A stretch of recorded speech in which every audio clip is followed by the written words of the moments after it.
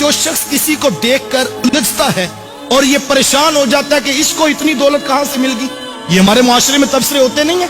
वो कहते जी हम तो 30 साल हो गए कारोबार करते हुए, हमारा तो 5 मरले के मकान है, ये कल का नौजवान मार्केट में आया है तो इसने कैसे डिफेंस में प्लाट लेकर घर बना लिया।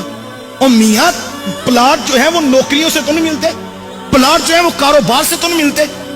प्लाट तो बंदा 120 दिन का माँ के पेट में होता है, एक फरिश्ता आता है उसके हिस्से के सारे प्लाट लिख के चला जाता है। तो जिस रब ने लिखे हैं उसने तो अता करने हैं।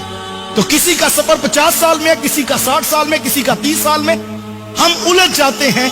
काश के हम इस पर गौर करें कि ये कितना बड़ा मर्ज है।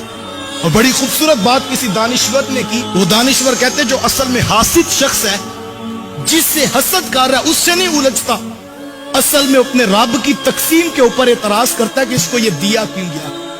यार देने वाला तो रब है। और आज हम देखें कि हमारे अंदर ये हौसला है कि अपने से नीचे वाले में अगर सलाहियतें हो तो हम उसको अप्रिशिएट करके ऊपर ले आए। नहीं, हम तो हसद की आग में जलते हैं और हम कोशिश करते हैं कि ये नीचे वाला दब के रहे और ये कभी ऊपर ना आए।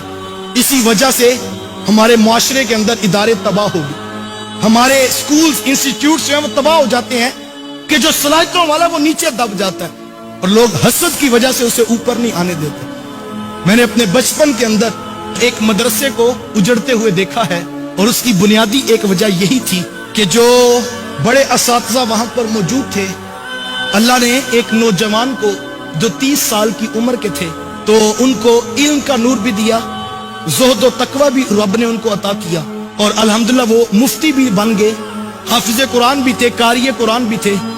18 से 20 घंटे वो मदरसे में बैठकर ड्यूटी दिया करते। तो इदारे के मुंतज़िमीन उनकी वो सलाहियतें देख रहे थे तो उन्होंने उनको बुला करके नाज़मियत का ओहदा उनको दे दिया कि आप आज के बाद नाज़िम हैं मदरसा के। तो ये तो खुशी की बात थी और तुलबा में खुशी की लहर दौड़ गई कि एक बासलाहियत शख्स जो है वो उसको नाज़िम बना दिया गया और यकीनन अब तालीम भी अच्छी होगी, तरबियत भी अच्छी होगी, माहौल भी मदरसे का ठीक होगा। लेकिन बड़े असातिज़ा को ये बात हजम ना होती थी। वो कहते थे ये कैसे हो सकता है कि हम 50-50 साल के पढ़े हुए और ये कल हमसे पढ़ के हमारे ऊपर नाज़िम बना दिया गया। काश के वो ये सोचते कि मियाँ जिस सफर में तुम्हें 50 साल लगे हैं, जिस रब ने 50 साल में तुम्हें अता किया है, वो करीम किसी को 30 साल में नहीं अता कर सकता।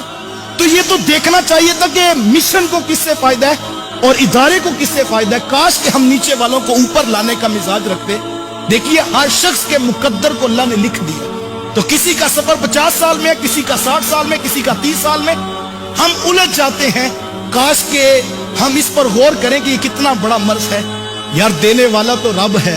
वो खुद फरमाता है कुलिल्लाहुम्मा मालिकल मुल्क तूतिल मुल्क मन तशा व तंज़िउल मुल्क मिम्मन तशा व तुइज़्ज़ु मन तशा व तुज़िल्लु मन तशा।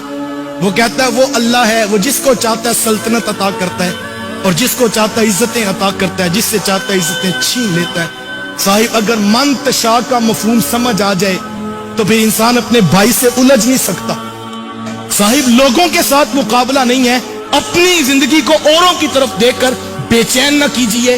अपने अंदर जो अल्लाह ने नेमतें दी हैं, जो सलाहियतें मुयस्सर हैं, उनके ऊपर गौर करें और ये हसद की बीमारी से निकलने की कोशिश करें।